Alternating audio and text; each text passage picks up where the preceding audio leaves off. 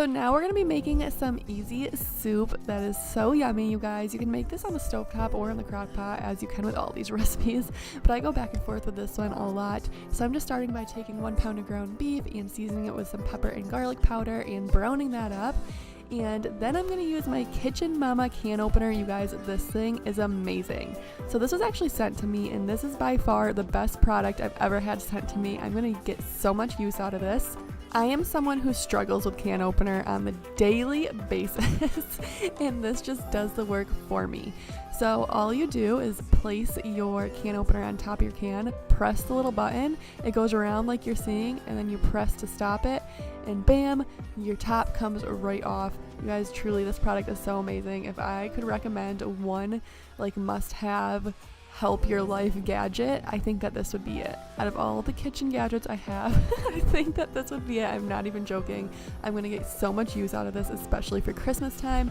I could see this being a great Christmas present or a great housewarming present.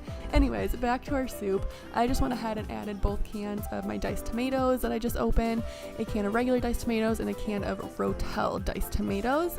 And then I'm adding 5 cups of water.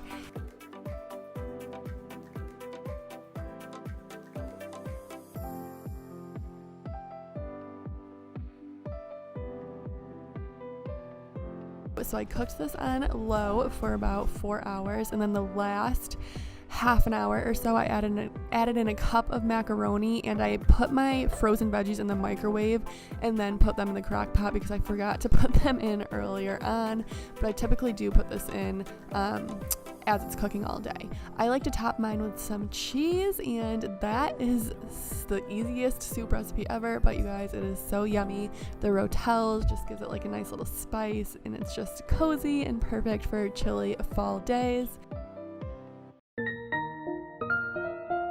Yes, you can. Kitchen Mama.